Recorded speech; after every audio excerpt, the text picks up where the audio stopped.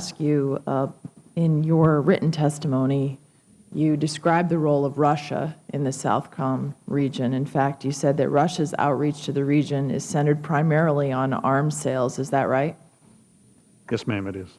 And as I understand it, their arms sales are actually to Venezuela.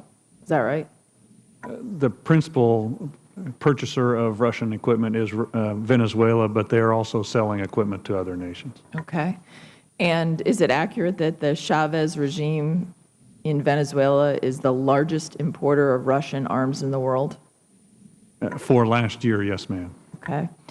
They're also, as I understand it, selling arms to Castro's Cuba? Yes, ma'am. Selling arms to Ortega's Nicaragua? Yes, ma'am. Not exactly the most democratic and enlightened rulers in that area of your jurisdiction, are they? Ma'am, they've been putting a pressure on the traditional checks and balances in democratic institutions. Mm-hmm. Well, unfortunately, this is part of a pattern for Russia. This is something we had before the committee last week. I'm deeply concerned about, as are others on this committee, and that is also Russia's role in selling arms to Syria, even as the bloodshed continues there.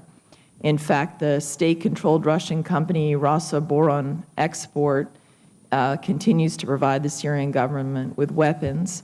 And I just want to take this opportunity, if you look at the pattern here, in addition with Russian obstructionism with respect to our efforts of sanctioning Iran, that this is a troubling pattern.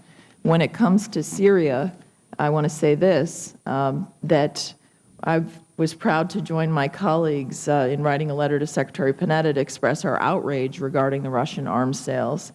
In fact, to Syria, my colleagues, Senator Cornyn, Senator Durbin, and Senator Gillibrand. And yesterday, our Secretary of State, Secretary Clinton, sparred with a representative from the Russian government, and she said, rightly so, and I stand by our Secretary of State in saying this, that Russia was standing silent as Assad kills his own people. I'd go further. In my old profession, when I was Attorney General of the state of New Hampshire, if you know someone is killing someone and committing murder, like the Assad regime is doing with their own people, and you knowingly provide them with arms, you are not just standing silent, you are actually an accomplice to those killings. And so I think this is a pattern we're seeing from Russia. I want to take this opportunity, even though it's not in your command, to express again my outrage that Russia is not only providing arms to some of the most despotic regimes in the world, but one right now that is killing its own people. And I would hope that the Russians would stop this and stop trying to spar with Secretary Clinton over what is obvious, and that they should come forward and be a member of the international community to support sanctions against Syria. So thank you for giving me the opportunity to do that. And again, I would hope that they would stop selling arms to people like Chavez, as well as their interactions with Cuba. I wanted to ask you